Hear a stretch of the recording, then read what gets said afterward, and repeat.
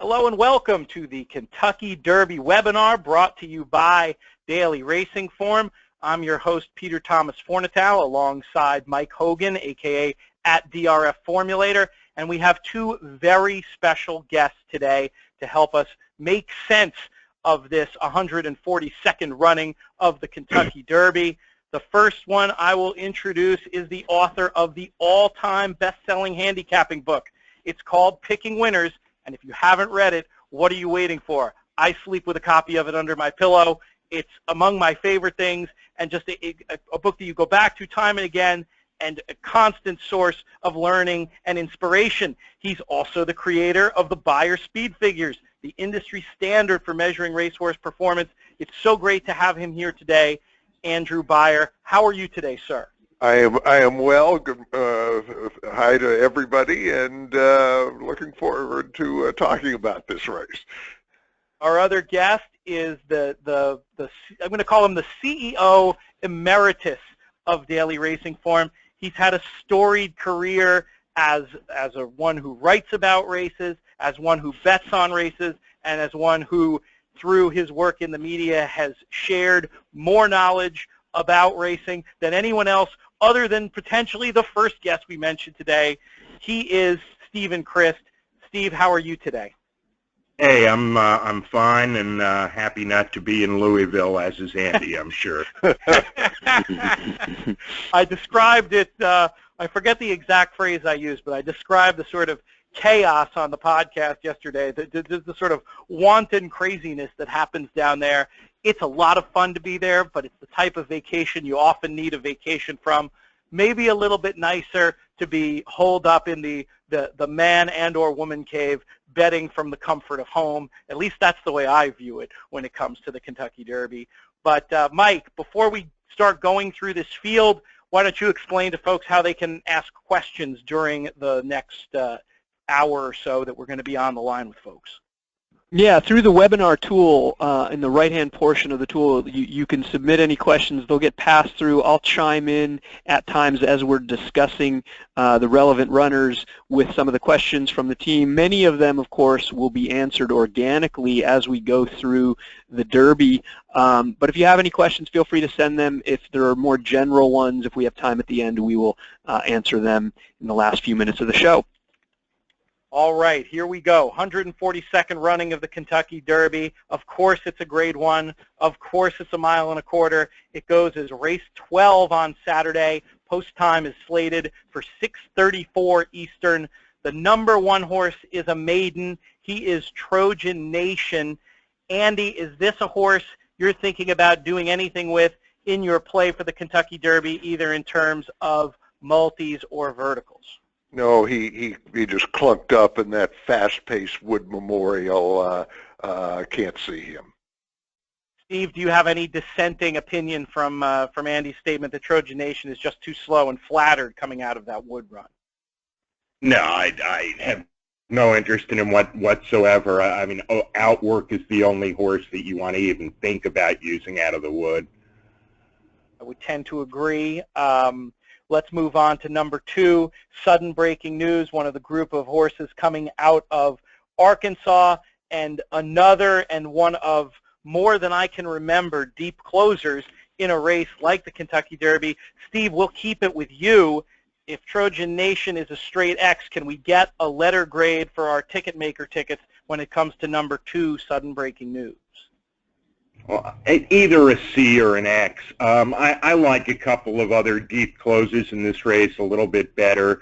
And, you know, horses who keep kind of clunking up in these collapse-paced Derby races, you know, now you're putting them in a bigger field against better horses, you know, without any guarantee of a big pace to help them. So, you know, a horse like Sudden Breaking News may well run past 8 horses in the stretch, but I think it's going to be something like moving from 15th up to 7th. Andy, do you have any dissenting opinion on this Donnie Von? Oh, I'm I'm going to say I will kill 3 birds with 1 stone to this question. The top 3 finishers in the Arkansas Derby, Creator, Sudden Breaking News, and Whitmore, I'm disregarding them all. There were a lot of, as Steve noted, there were a lot of races this spring that featured like hot paces and collapsing speed horses and stretch runners dominating the race, and none of those was any more pronounced than the Arkansas Derby. At the 3/4 mark, the horses who were 9th, 10th, and 11th wound up finishing 1st, 2nd, and 3rd. And so when you see a whole bunch of horses rallying in tandem, it's hard to be impressed by any of them. These were all kind of favored by the the flow of the race. And in Arkansas, like the Rebel Stakes, although won by a speed horse, everybody behind that speed horse closed from a mile behind too. So I think these horses are all worth tossing. Gentlemen, let me jump in for. Oh, please. Let me jump in for a moment and ask a couple questions. And Andy, you kind of tipped your hand a little bit in the answer about Sudden Breaking News. In fact, any of the runners from the Arkansas Derby.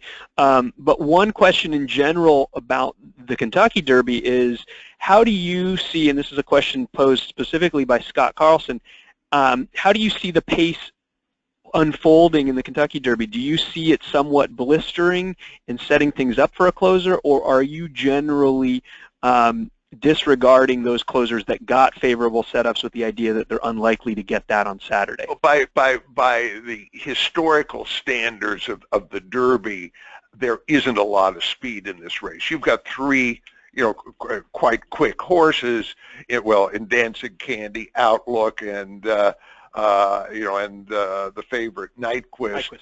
But this is not we've seen in a lot of derbies that there's some 7-furlong speedball that the owner wants the thrill of being out in front, and one horse alone can create a fast pace that destroys all of the other speed horses. That doesn't look like the scenario this year. All the speeds are contenders. Nobody's going to be going on a suicide mission. So I would guess that this is not going to be a race that favors somebody coming from left field. Did you say you had another question, Mike, or should we continue along with Creator? I do, and it's a question specific to Sudden Breaking News, but we can kind of generally ask it about any of the runners. In some cases, trainers are making changes coming into the Derby. If Laban draws in, for instance, he'll be getting blinkers removed. John Wanskis wants to know on Sudden Breaking News if the addition of a shadow roll, which is something that wouldn't be listed in your PPs, we hear about all of this information about little changes or more significant changes that trainers are doing because it is such a notable race. Are you factoring any of that stuff into your handicapping? Steve, I'll let you give a dismissive answer to this question. How well you know me. No, I can't recall a race where we all said afterwards, well, he won because they put a shadow roll on him. It's nice to note these things, but I don't think it's going to put Sudden Breaking News in the winner's circle. All right. Now, Steve, what about your thoughts on Creator? Are you with Andy with sort of a blanket dismissal of the form coming out of that Arkansas Derby, or do you give any sort of count to Creator? Well, I mean, of the top 3 finishers in the Arkansas Derby, I like Creator the most. He's about my 5th or 6th pick in the race. I think that, as opposed to a horse like Sudden Breaking News, who's had lots of chances and usually doesn't get there against much weaker fields than this, I thought there's at least a plausible scenario that Creator is improving very quickly, that stretching out to 1.1 miles, he ran his best race. And I'm not going to fall off the edge of my seat if he runs well, but obviously I prefer others. Number 4 in here is Mo Tom. There's a lesson I remember learning at the side of the Ciro's stage back in the day with Harvey Pack hosting, and at least once a year, fortunate enough to have Andy on the shows, the DRF seminars, and Steve, of course, being the A-team regular. And the lesson that I learned that came up a lot was this idea that there are no trips, no matter how bad the trip is, there are no trips worth noting in slow races. Is that the situation we're looking at, Steve, with Mo Tom, or do you truly believe this horse could have run the several lengths faster he'll need to be an impact runner here in the Kentucky Derby? Well, I mean, this is probably a good time to, and Andy should address this too, to, you know, mention that these are the lowest figures, this field, that I've ever seen in a Kentucky Derby lineup. And I think one of the things you have to do in handicapping this race is to say, you know what, any horse who hasn't even run a figure of 90 yet, you know, you can't take them seriously as horses who can potentially win the Kentucky Derby. So, you know, I think there are 8 to 10 horses in this race. You just have to draw an X through them. You know, we talk about other derbies being bad races or won by slow horses, and, you know, one horse everyone likes to mention in that regard is Giacomo, you know, who may very well be the worst Derby winner I've ever seen. But Giacomo came into the Derby with figures in the high 90s. I mean, he'd be 8 to 1 in this Derby, not 50 to 1. Andy, what do you think I would add, of Mo Tom? I mean, Mo Tom has had 2 horrendous trips in a row. I mean, that is for sure. I think that in part they were that trouble was not just bad luck. I think maybe there was certainly some bad judgment on the jockey's part, but the horse himself contributed as well. But I mean, I could certainly see him turning the tables on the horse who beat him twice, Gun Runner. But when you look at his overall record, you say, okay, if he gets a good trip, how good is he? And the answer is not good enough. That's a pretty comprehensive look at Mo Tom. He's been running against Gun Runner, who's in the very next stall, a second runner for trainer Steve Asmussen, newly elected to the Hall of Fame trainer Steve Asmussen, who is also the trainer of number 3, Creator. In some ways, superficially, he looks like a horse coming into this race the right way, basically pairing up top speed figures in his last 2. He owns a couple of Grade 2 wins. He's a horse who I considered picking and have talked about a lot through the Triple Crown Trail, but I find myself very much on the fence about Gun Runner as we approach the eve of the race.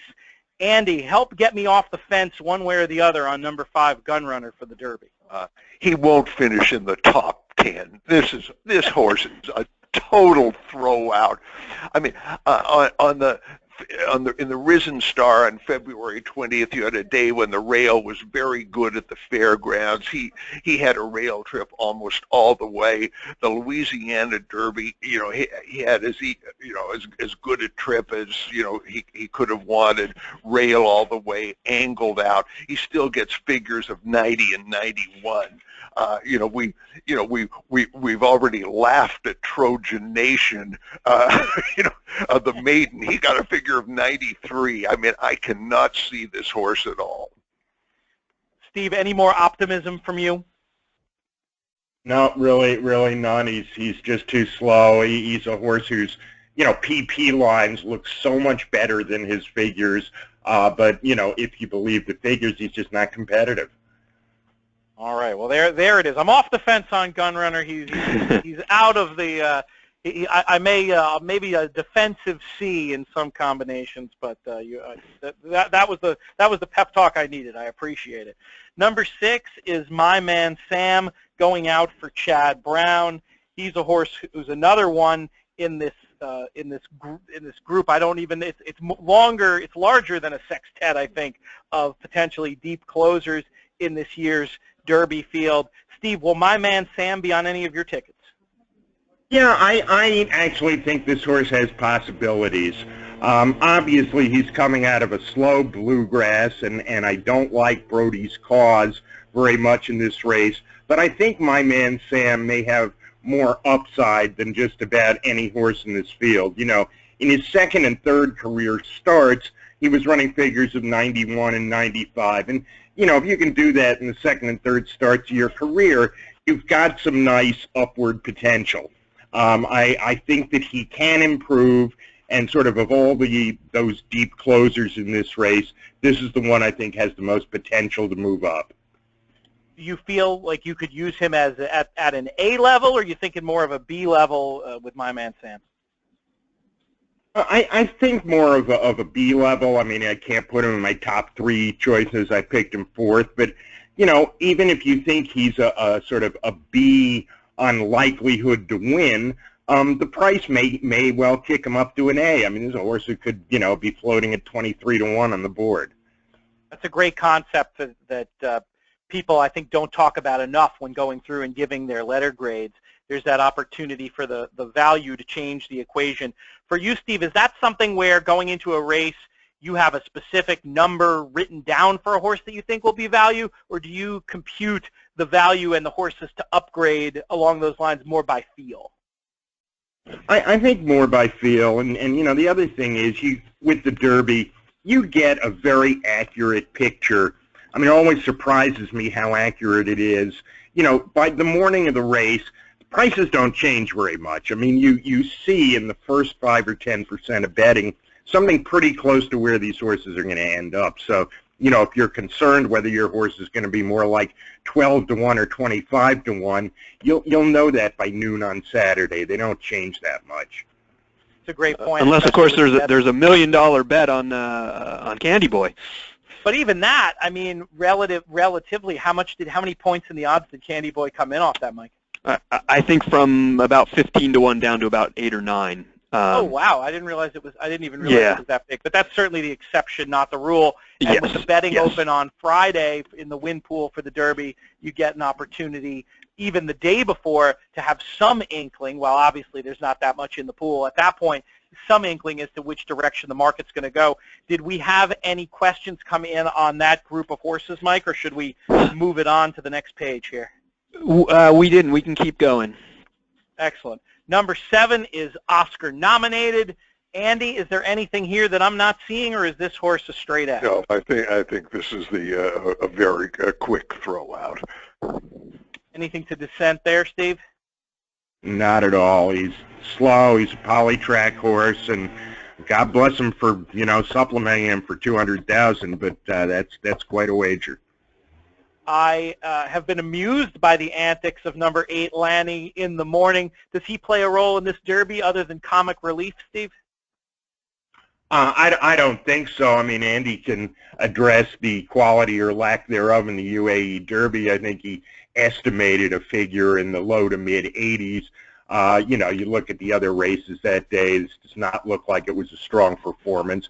Plus, he's apparently a nutcase, and you know, trainers of horses who are surrounding him are very worried this horse is going to freak out in the starting gate. You know, I mean, our Randy Moss did analyze the Dubai card on that day, and he came up with a figure of 83 for the UAE Derby. Plus, you've got the history of the UAE Derby not producing Kentucky Derby winners. So this is a horse I'd pitch. Andy, a tangent. Oh, you go ahead, Mike. I was just going to chime in and say a funny quote from the jockey who said, if Lonnie decides he wants to run on Saturday, I think we have a chance. So I think this is a horse who sometimes just decides he's not interested. Oh, my goodness. Well, Andy, a tangent pursuant to that. Do you think you'll see a day, now that the racing in Dubai is back on dirt and they're running more and more relevant seeming races, or at least races that are being broadcast via simulcasting here in the United States, do you think we might see a day where we get Beyer figures on the races that take place at Meydan? We're prepared to do them if DRS asks. I mean, we would, you know, I think we would be capable of doing the entire Dubai Spring Festival. So if we get a request from the Daily Racing Forum, we'll get to work on it. So if you're someone listening in, watching the webinar, and you're interested in that type of thing, send a note. We know a couple of people at DRF. If there's a movement in that direction, maybe that's something we could lobby for. Personally, I think it would provide a very interesting window. There are so many horses U.S. horses who go there, or horses from around the world who come from there at one time or another. I think it would be very it would be good to have these figures, and I think we can produce them. Number 9 is Destin, a horse who there's been an awful lot of chatter about, specifically his coming into the race off an unusual 8-week layoff. He does have a triple-digit Beyer speed figure in his last race, something that's not exactly in large supply in this race, and it wasn't out of nowhere. The previous race got him a 98. Andy, is Destin going to be on your tickets? I may be just too old and too old-fashioned to embrace a horse like this. But for most of the Derby's history, I mean, having the right amount of preparation and sort of tough preparation that gets horses fit, has been an essential part of winning this race. And over the years, trainers, manage their horses more and more lightly, space their races more, run them less often coming into the Derby. But there still comes a point when I sort of remember all this history and I say they haven't done enough. And coming into this race off a 2-month layoff, is just something that I've got to question. And Pletcher, for all his achievements everywhere else, has a terrible record in the Derby. So it's not like he's got a magic formula that he's applying. So that layoff really gives me pause. Steve, what do you think about Destin and that layoff that Andy describes? I share Andy's reservations. It's why I mean, this is one of the last horses who I sort of pushed out of my top 4. And he's sort of the horse that scares me the most. Of the horses I couldn't, include in my top 4 or 5. He's done virtually nothing wrong in his career. The 2 Tampa races come up with good figures, and I'm not going to be shocked if he runs well. I, like Andy, there's just something in my gut that says horse can't win the Derby off an 8-week layoff. Mike, I have a feeling somebody sent in a question about Destin, though I'm not looking in the queue. Is there anything about him or either of the previous runners? No one has sent in any questions about Destin, but I will show one thing, and this was something that I like to use Formulator for. His return race at Gulfstream Park, where he was a very short price favorite and couldn't get to the winner that day, one of the things I like to do for Formulator is to see where horses ran in their next starts, but also to look at the lifetime PPs of some of those runners. The horse that beat him was stepping up from a claiming race and has, after trying unsuccessfully in stakes events, gone back into a claiming race. So my feeling on Destin, and the question I think everybody has to answer is he just not that good? And is he more of the horse we saw in Gulfstream or Fairgrounds and really improved on that Tampa surface, or is he getting good at the right time? I think that's the main question that I have, and I think everybody has to answer with Destin. We have a saying that figures don't lie, and this horse has just gotten better. Yeah, he certainly has improved. I understand the pause over the 8-week layoff. It also makes logical sense to me that Todd Pletcher, despite owning a win in the race, is maybe interested in trying something different, especially off such a big run, to try to find that sort of secret sauce for the Derby that, while he's had a modicum of success, has for the most part eluded him. But yeah, I think I think for me, it just it's not. If it happens, it's not going to happen with my money, at least on Saturday. But I also, like the guys, wouldn't be surprised to see that one come back and bite me. Andy already tipped his hand about number 10, Whitmore. Though, Andy, I had a question for you about him. The only thing I thought about him to maybe make me like him in this context, maybe even a little bit more than the horses who beat him last time, was I thought because he moved faster into the race or moved earlier into the race that collapsed, it reminded me of a little bit of your classic trip handicapping angle about upgrading horses who've moved into a hot pace or a scenario that collapses as maybe better able to improve coming out of that race if they can distribute their energy more evenly. It doesn't sound like that applies for you regarding. I think he kind of, when the collapse had already started. Gotcha. So a little bit of an illusion there. Steve, it doesn't sound like you're in Whitmore's camp either, but do you have anything to add on him? No, I mean, I also don't like that he's lost ground in the stretch, you know, in all three of his races this year. I think this is a horse that the distance, you know, as well as the talent are questionable. Looking at this race from a Beyer speed figure point of view, number 11, Exaggerator, kind of stands out. He's got that 103 last time. That seemed to build from a logical progression off of his previous races.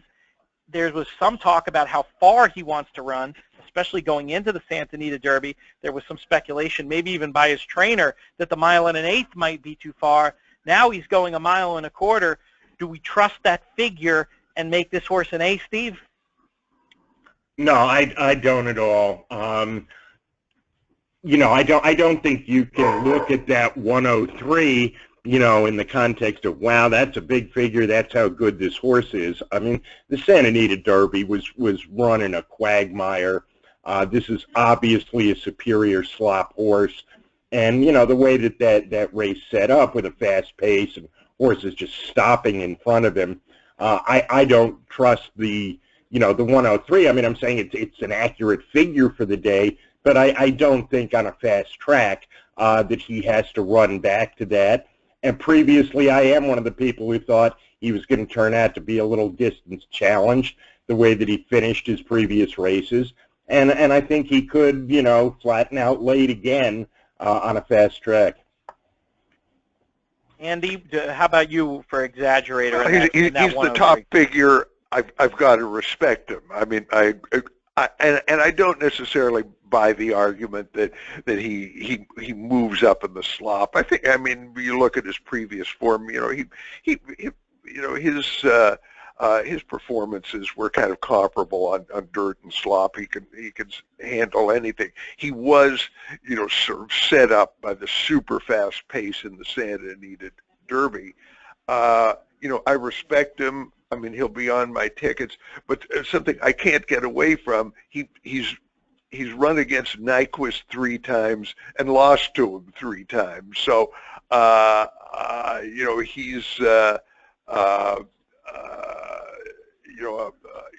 he's still got to prove that he can beat the favorite. I have reservations about him, but I respect the number. I was going through PPs. Oh, you have a question, Mike? Yeah, I was going to jump in. We had a few questions about whether or not Exaggerator is strictly an off-track specialist, or if that win last out was more due to pace. Andy, I think you answered it one way. Steve, I think you answered it the other. But just flat out. Let me just interrupt 1 second. His first 2 starts, you know, as a 3-year-old, he got a figure of 98 on a very fast Santa Anita track. He got a 96 on a fast Santa Anita track. Those were his 2 best lifetime figures up to that point. So I don't think that concerns that he's a slop horse, you know, should make people get off him. All right, we'll move along to number 12. Tom's ready. I was getting some deja vu looking at this horse, just in the sense that I feel like I've seen this movie before, with a horse trained by Dallas Stewart, eligible for a first-level allowance, coming running late for a piece of the exotics. We've seen it in the last 2 Kentucky Derbies. We've also seen it in last year's Preakness. Is that kind of flaky factor, Steve, anything that you would consider when looking at a horse? And what do you think of number 12, Tom's Ready, specifically? I don't pay any attention to that. I mean, those 3 Dallas Stewart horses, you know, the 2 that ran second in the Derby, and then the tail of a Cotty horse last year was second in the Preakness. I mean, I'm sorry, even after the race, you look at them and you just go, boy, nobody else ran behind the winner for this horse to have finished second. I mean, you know, congratulations to him for running second in the Derby twice, but this is close to the worst horse in the field. I mean, he's 1 for 9 against weaker horses than this. He hasn't been able to win anything except a maiden race, and he's very slow. Now, you know, if it rains or the race falls apart, could he clunk up for second and third? I guess so. That's one of the reasons I don't play the vertical exotics in the Derby. There aren't a lot of horses where you say, this horse can't possibly finish 4th. I mean, as we've seen every year, just about anyone can hit the board. Andy, do you second that opinion? I can't see him either. I mean, even Mo Tom, you know, he made his, Tom's Ready made his move in the Lecompton handicap 3 races back, and Mo Tom beat him fair and square, and we don't like Mo Tom, so this horse is definitely a pitch. I'll use Tom's Ready as a leaping off point for a couple more general questions. He's one who has run multiple times at Churchill and owns a win over the track, his only lifetime win at Churchill. Do you factor success at Churchill at all in your handicapping, or is that less of a factor for you? I'm not a horses for courses guy. Steve? Yeah, unless there's something spectacular. I mean, you could say with, say, Street Sense, you know, who had that powerful victory in the Breeders' Cup Juvenile as a 2-year-old, you know, well, running at Churchill can only help him. He obviously ran the best race of his life there. But, you know, I mean, to look at Tom's Ready, I mean, it's not like he was a significantly better horse at Churchill than he's been anywhere else. I mean, I don't think there's anything in his PPs that suggests he moves up at Churchill. All right, I'll ask one other question that's maybe related to, if not Tom's Ready, perhaps a horse like him. If you're against him on the win end, are there any long shots in here if you guys are playing or looking to give suggestions to anyone playing the trifecta or the superfecta in these races? Any long shots that you think might be able to hit the board, if not necessarily win candidates? I'll get to that later as we go through the outside. Okay. And Steve already answered it, that he's not really a big vertical player when it comes to the Derby, sure, for that reason he mentioned before about just finding it too inscrutable. And based on the results some of these years, I think it's hard to argue with that position. Number 13. Although maybe I'll put words in Steve's mouth and say, based on your assessment of My Man Sam, you think he could outrun his odds. He might be one to use. I mean, he would be my answer to your question, and you know, a horse I might fool around with a little bit in exotic. You know, you don't want to see him run second at 30-1 to some other 30-1 shot you didn't think was impossible and get nothing. But as I said, I think that to fine line these things of who can be 3rd or 4th in the Derby, you may just be spinning your wheels. Number 13 is your favorite. He's undefeated. He's a champion. And yet he comes into this race with less seeming hype around him, at least in the circles that we seem to be traveling in, than you might expect given the overall seeming weakness of the field versus his super strong resume. Steve, what is a handicapper to do with Nyquist in this year's Kentucky Derby? You know, there have been Derby favorites that I, and I'm sure Andy, have taken, you know, aggressive stances against, you know, where you go, I just think this horse is a fraud, or, you know, he's just nowhere near as good as his record looks. I don't think you can do that at all this year. I have a tremendous amount of respect for Nyquist. I picked him second. I just don't like picking favorites unless, in this race, unless I'm, convinced that they're great horses and headed for the Hall of Fame. But you really can't knock Nyquist. I mean, we've always been a little skeptical of him because of his figures, but at some point, you have to go, this may just be the best colt of his generation. I mean, he's done everything he's been asked to do. He's already won 4 Grade 1 races, and especially in a year where everybody's on the slow and unaccomplished side, go against this horse at your own peril. I mean, I may not be rooting for him if this is the last leg of something and I have, 5 horses and the other 4 are bigger prices. But this horse absolutely can win the Derby. He figures to get a nice trip. I think he'll be sitting 3rd or 4th behind the speed. I'm not going to be surprised if he wins. He's a very nice horse. Andy, where do you stand with our favorites? I kind of agree with Steve's general view of him. Obviously, this horse's figures, except for his win at 7 furlongs, are a little in the kind of horse that I would normally, be looking to take a position against. But this is a good horse. I just this morning I was watching the Breeders' Cup Juvenile film. He was really good. I mean, he, from post 12, he couldn't get into a position by the first turn, was hung 5 wide around the turn, kind of stayed wide, around the second turn, still outfinished everybody. I mean, I thought it was a really good authoritative victory. And you have a horse who can do that and then comes back to, go 44 and change, in a, dueling in a sprint. Let's say I respect him. I can't leave him off my tickets, but with a lifetime best figure of 94, in his 2-turn races, I have to remain a little skeptical. Florida Derby. Yeah, I mean, I'd point out just comparison.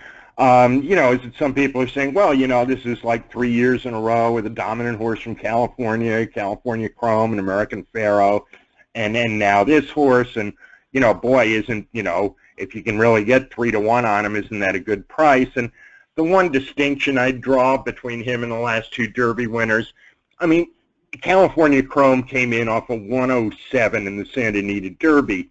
American Pharoah came in off a 105 or 106 in the Arkansas Derby. And as Andy just pointed out, this is a horse with a top career root figure of 94. So I'm not sure that it's, fair to put him in the same dominant favorite category as those 2.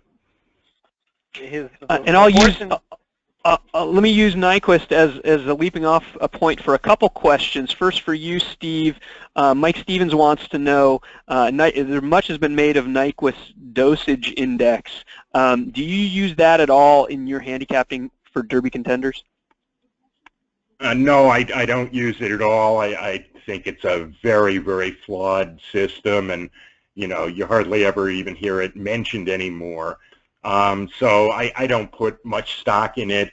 Also, with his, I mean, one of the really fun stories of this Derby is the spectacular freshman sire performance by Uncle Mo, who has 3 horses in the race.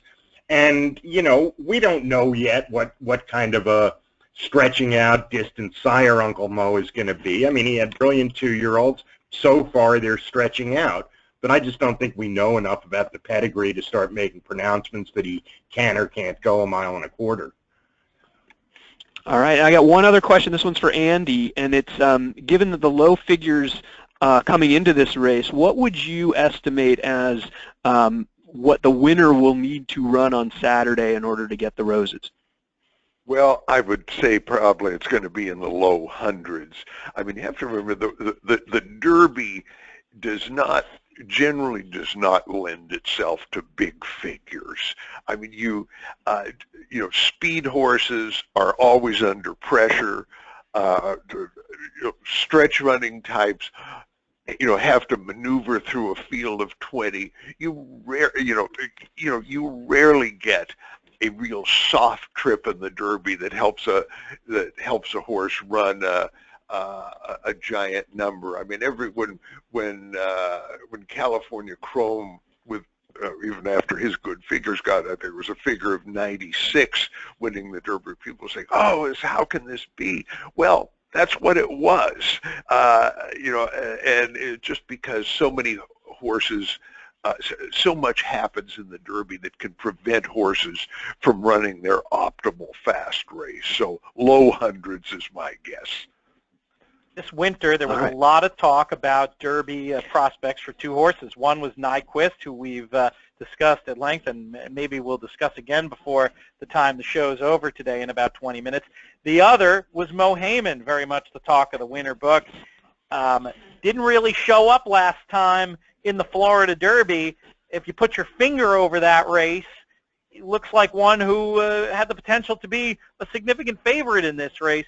Andy, are you willing to forgive Mo Heyman and sort of go back to his good races late last year and early this year, or was that last effort just let's say, all right, I'll forgive him his last race. I'll still say what I said about him, but he's a phony. Not a phony, but let's say that, I think people were, after American Pharoah last year, were so anxious to see another superstar that this horse just got ridiculously overhyped, for a horse who still has never run a figure better than 95. And I thought, when he came back in the Holy Bull and the Fountain of Youth, when horses make the transition from 2 to 3, they are supposed to improve with maturity and with experience. And the fact that Mo Heyman just came back and, won a pair of 6-horse fields as the odds-on favorite, with figures of 95 again, he wasn't, there was no sign that he was stepping forward or stepping up his game the way, say, Nyquist did in his first start as a 3-year-old. So I've really been against this horse all year, and I'm not going to relinquish my position on Saturday. Steve, are you in the same boat, being skeptical of Mo Heyman as a product of bored horse players having Derby dreams in January? Not entirely. I mean, I don't disagree with very much of what Andy said, and I spent the early part of this winter, saying, faster horses are going to come along and being disappointed. But, you get to this race, and the disappointing nature of all the final preps. They all got low figures. They were all races that fell apart. While I think Mo Heyman was overrated early in the year, I mean, it's still a horse who won, 4 Grade 2 races in a row very easily. I mean, they were, bad fields, but he cruised in all of them. I think he's a racehorse of quality, and I am always willing to just draw a line through one race. It was too bad to be true. I mean, obviously his talent level is not an 80. It's a 95 or better. And I also don't think it's too late in the year. I mean, we're only in the first week of May for this horse to make that 2 to 3 improvement. And I'm not going to be surprised if he jumps up from those 95s to a 100, and that doesn't put him, there or thereabouts at the wire. Number 15 is Outwork. Steve, you indicated that if you were going to use somebody out of the Wood Memorial, it would probably be him. This is Todd Pletcher's other runner. When you talk about including this horse, what sort of level are you thinking? Little or none. I mean, I was saying in comparison to the other horses in the Wood, I mean, Outwork ran by far the best race. He set the fast contested pace and held on. But I'm not using Outwork in the Derby. I just can't, come up with a trip that makes him win. He's going to chase Dancing Candy and then hold off all the losers. He's a nice, gritty horse, but I can't make him win the Kentucky Derby. Yeah. Pete, I want to jump in and explain a little something about the figure in the Wood Memorial so that our listeners can understand this because it's a key issue. Fairly often when you're making figures, you'll encounter a situation, or we will, that when the number that you calculate just doesn't make sense, and it's very hard to accept. And if that happens, we will kind of override our calculations and do what we call projecting a number, and arbitrarily assign a race a figure that is consistent with the horse's previous races. The Wood Memorial came up ridiculously slow. The 152.8 was a horrendous final time. Now you could say, I mean, it was raining, the track may have been changing, but if we had taken that at face value, the number would have been in the low 80s. And my partner Mark Hopkins makes the figures at Aqueduct. We consulted on this. We talked to our colleague Randy Moss, who believed that we should accept the 82 or whatever it was. Mark and I felt that it was just implausible. That it would be, this is a pretty good, respectable field in the Wood, and a figure in the low 80s would be by many, many points, the slowest major Derby prep race since we started publishing our figures in 1992, and so we boosted that number to a 93. Still not a great number, but if you look at this, if you look at Outworks form and say, have in the back of your mind, this really might have been an 82, it gives you a little more pause. But so there are ambiguities about him. Even with those ambiguities, I respect him more than Steve. I mean, that was a super fast pace. He's one of only 3 real speed horses in this field. I think he's okay, but as I say, I'd like a number that I'd like him to have a number that I had a little more confidence in. Coming out of that same race was number 16, Shagaf, potentially being flattered by the pace that was set by Outwork. I'm guessing, Andy, that you don't have a lot of love lost for Shagaf based on that just general skepticism of the figure in the Wood and the way that the race shaped up. Yeah, I mean, he was a disappointment. I guess maybe you could blame the sloppy track, but I really expected him to step up, and the fact was that he didn't. Steve?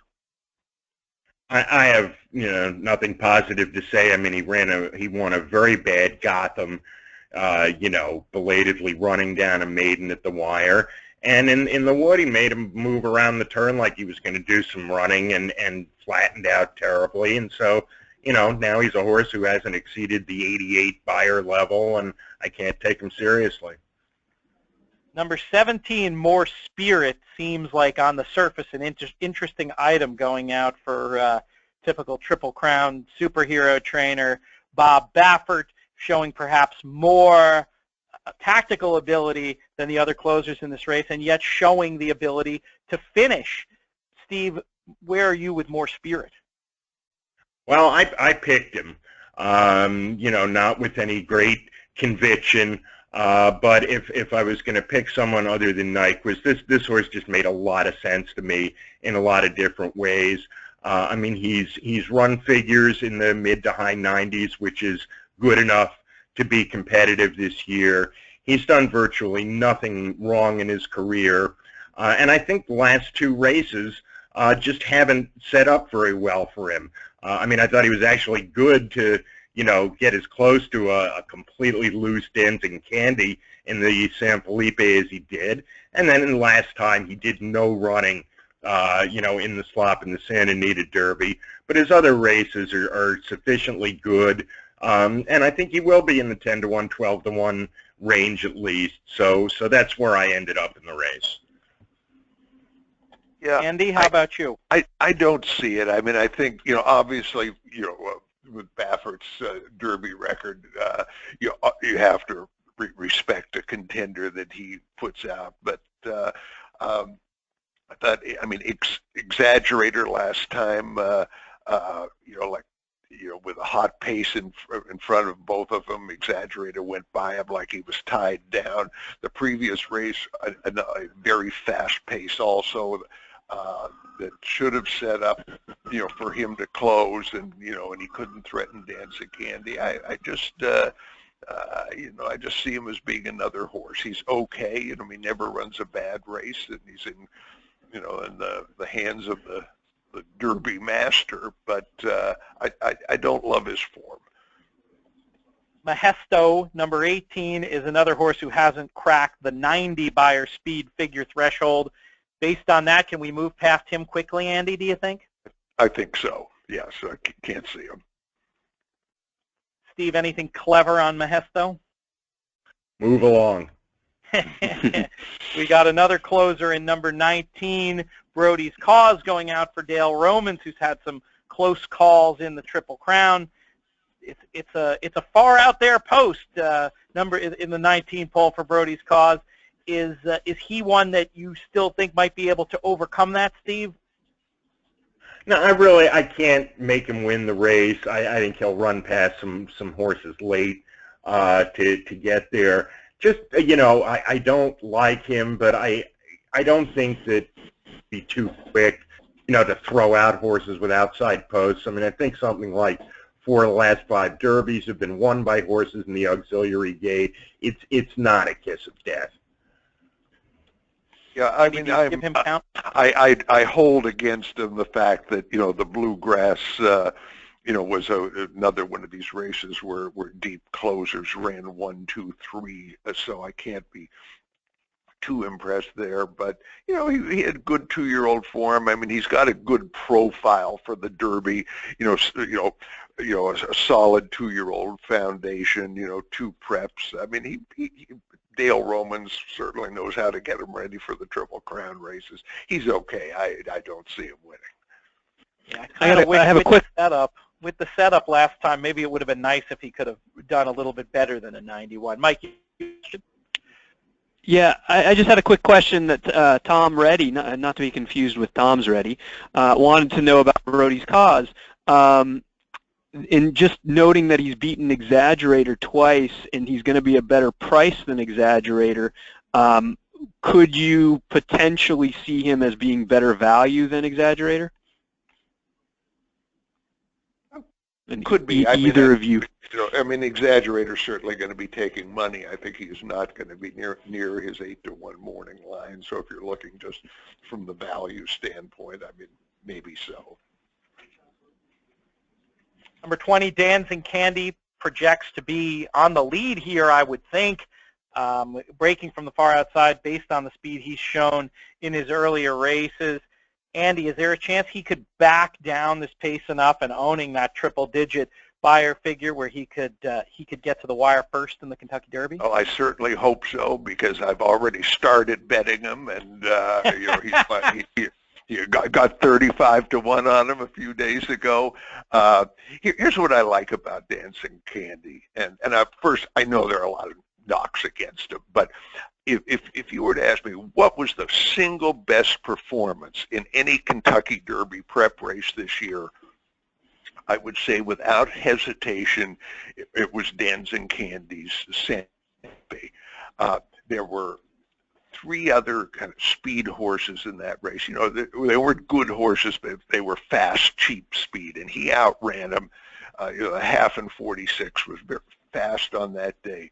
Here you had 2 main Kentucky Derby contenders, More Spirit and Exaggerator, were within striking distance of him turning for home, and he was, and neither of them made up an inch on him. The figure of 100, puts him right there. I mean, if he, if he duplicated that form and turned out to be able to handle 1.25 miles, I'd say he could win. He's the horse in the Derby. Now, you have that horrible looking line last time, but and I'm not going to necessarily excuse it because of the slop, but the pace that he set in that race was just super fast. I mean, if anybody who makes pace figures, this was just off the charts, and it appeared that I mean, Mike Smith couldn't control. He wasn't urging the horse. I mean, Dancing Candy just did himself in with that with that huge pace. But he hadn't run like that in his previous starts. I mean, I think maybe that that was not a true bill. And coming into the Derby in a field where there are only a couple of other speeds, and they're both contenders. So again, as I said earlier, you're not going to have some 7-furlong speedball setting an insane pace, so that the owner could cheer for having a horse on top in the Derby. I see this race as having a relatively sensible pace, and and I think Dancing Candy has the talent to win it. As Andy was discussing his profound love of Dancing Candy, Mike used Formulator to pull up the Moss pace figures, and indeed you can see from the pace figures how fast that race was. That's one of the excellent features of looking at the Formulator PPs, is a chance to get that extra perspective on the pace from the Moss pace figure, something that folks interested in pace-oriented handicapping are definitely going to want to check out. So, Steve, are you buying what Andy is selling when it comes to number 20, Dancing Candy? Oh, racing is a game of prices. If I could get 35 to 1 on Dancing Candy, I'd take some. That doesn't mean that I'd take 5 to 1, and it doesn't mean I'm one of the, he's one of my top 4 or 5 choices to win the race. But, it's an interesting pick. And, I mean, Andy got a spectacular price on him, so, good luck to him with that. I just don't know how good this horse is. I mean, he's run one really good race in his life, and it was 1 1/16 miles against horses who I don't think were, fully cranked up for their best at that point in his career. And I just can't see this horse fighting off Outwork and Nyquist and then holding off the Cavalry. But there's a better than 1 in 35 chance that he will. Because we're running short on time, very quickly, anything of note to add about number 21, Layaban, or number 22, Cherry Wine? Andy, we'll start with you. No, I think it's academic anyway. I'll ask this because it is a question that was posed by one of the attendees. If Laban does draw in, do you think it changes anything up front, and is he going to be dueling with Dancing Candy for the lead? It could be in that he's like a horse kind of who's got no chance, and they just might say, okay, let's take a shot and roll out of the gate. So from the standpoint of my Dancing Candy bet, I hope he stays in the barn. Before we go, maybe just one thought on wagering strategy for the Derby. Andy, looks like you're locked in already on Dancing Candy. Other than that position, do you look forward to investing further in this Derby? Oh, sure. And I'll be looking at pick 4s, pick 5s, and so on, and narrow. I'm with Steve on his philosophy here. I mean, that you can manage the horizontal bets, okay. I mean, but man, going to superfectas and the high 5s in the Derby are such a crapshoot, because there is never a Derby where in which some absolutely ridiculous horse doesn't get into the top 4. Steve, what's your full complement of A's for your multi-race wagers, or perhaps you want to give a little more of a picture of your multi-race betting strategy for this year's race? Well, I think I have 4 A's and some C's, and my A's are More Spirit, Nyquist, My Man Sam, and Mohamed. I don't quite know if he's more like an A or a B. Creator's in there somewhere as a B, and there are some tiny chance C's in the race, like I don't want a Brody's cause to ruin my day, so if I'm really smart everywhere else, I might pick up a horse like that. But, you know, if I go into this thing alive and to pick 4, 5, or 6 with those 4 horses, you know, there are plenty of horses who can beat me, but I'll take my chances. Mike, did we have anything else? We've got about a minute or 90 seconds if we had another question or two quick from the group before we go and get back to handicapping the rest of these great races Friday and Saturday. Just one quick one from Aaron Shapiro. He says, Andy, I remember going back to Swale, handicappers seem to have very definitive opinions, and today a lot of people seem to be hedging. Have handicappers become less informed, or is the game just that much harder? Well, for me, it's certainly a lot harder. I